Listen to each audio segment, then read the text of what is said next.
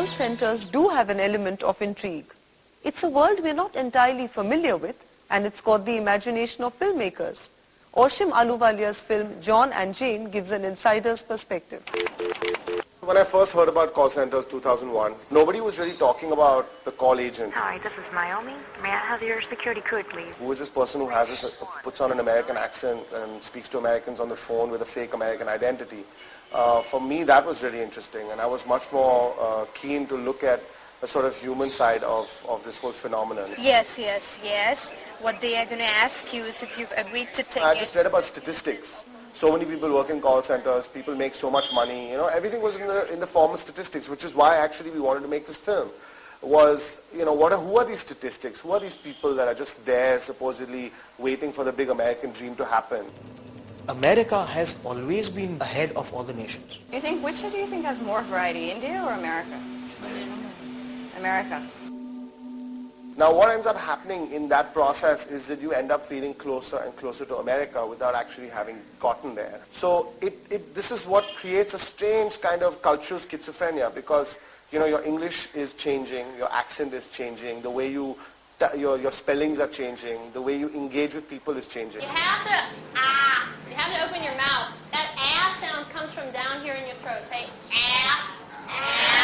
You're listening to this sound for 12 hours or 10 or 12 hours, and then you go home and you're sleeping during the day when you can't really sleep very well, and you have these looping phone calls in your mind. Hi, this is Osmond. May I help you? B-A-R-B-E-R is the last name. It's Bessie, B-E-S-S-Y. And this is happening on a daily basis. There's a sort of hypnosis going on.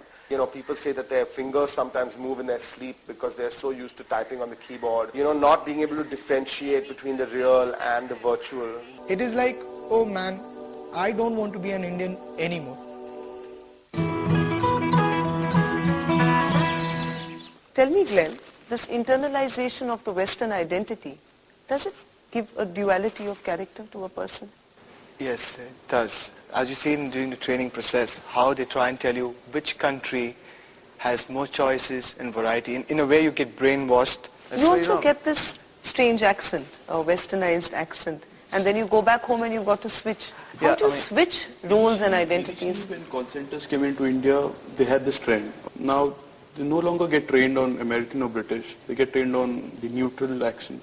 If they are expecting us to, speak like Americans, to some extent, it's wrong. Sydney, did it get to you? It's not that easy though, but yeah, it does take time to, first it takes time to adjust to that kind of language, and then to readjust it, come back to your normal life is yet difficult. I have a kid coming to me, he's 19. He started working in call centers when he was 16 and a half, 17, because he lied that he was of a certain age. And he comes from a rural area somewhere, a small town near Bhopal. Now he's different when he's talking in a call center. He's different when he's hanging out with his friends, and he's a completely different person when he's making a phone call back home. When he comes to me, I'm not sure which day he's going to be who. It does take an immense toll on him. He's not accepted by his parents. He doesn't want to go back to his parents because he thinks that they're beneath him. I had to put him on medications, and I had to practically every day he would give me an SMS, "Doctor, do I need to continue taking my medicines?" And I'm like, "I just told you an hour ago." Yes, you do. And he's like, "Oh, was that an hour ago or was that yesterday?" Disoriented? So he's to that extent. Sydney, another psychological effect, the sheer number of times you're sort of picking up the phone and talking. Did that affect you in any way? Yeah, it did actually.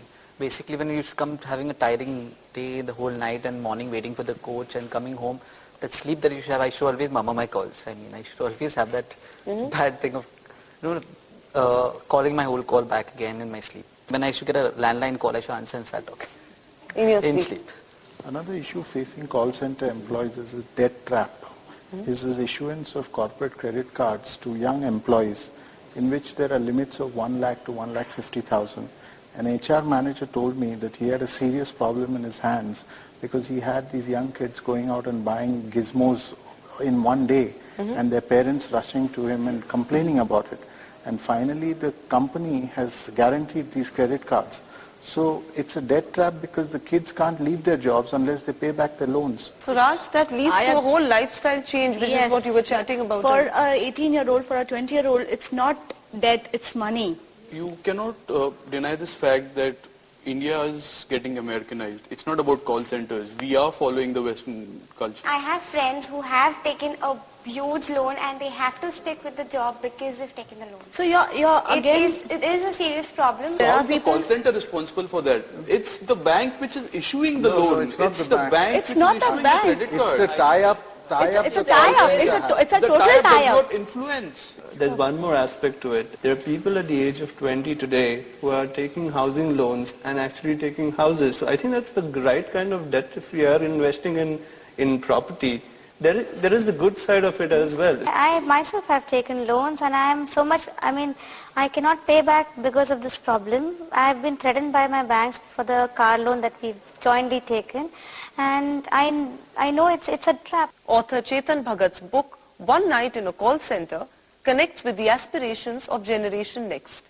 The book is about 6 youngsters who work in a call center. One night they get a call. The phone call is from God.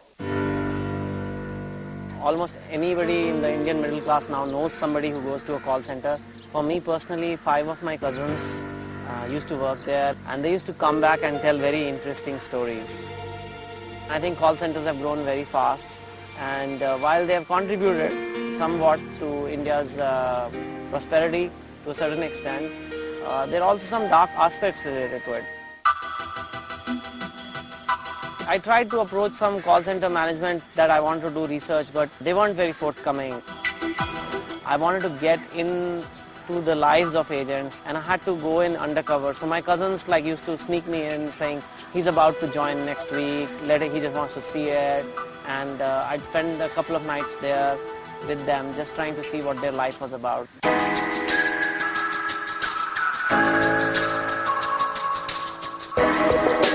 I think what has had some of the senior managements of call centers and the governing bodies upset is the book looks at the darker issue, and it does hit the point home that these jobs may not be something what India needs as a long-term employment solution, and an entire generation is giving up something to do this, and it's partly because our governments haven't created proper jobs.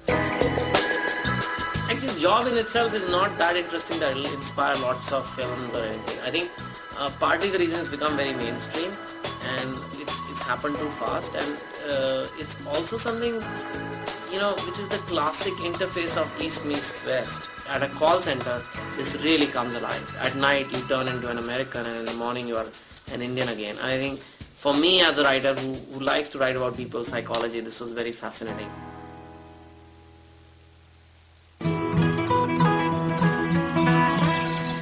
Amar, you've read Chetan Bhagat's book, One Night in a Call Center. Yeah. What do you think of the way he's depicted? Ridiculous. It's a sales gimmick and nothing else. Chetan went undercover to do research for this book. So, that's no big deal. It's for his own selfish interest that he wanted to write a book. What's the most objectionable thing according to you, as a person who's had a very positive 5-year experience with call centers? Yeah, there are pros and cons, but you cannot just come out in public and say, okay, no, this industry is bad. I can see that you don't have an accent.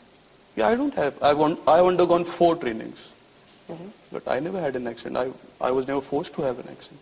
But it hasn't influenced my way of speaking. Like, look at Glenn. Does he look Indian? He's so influenced. It's nothing against you, Glenn. No.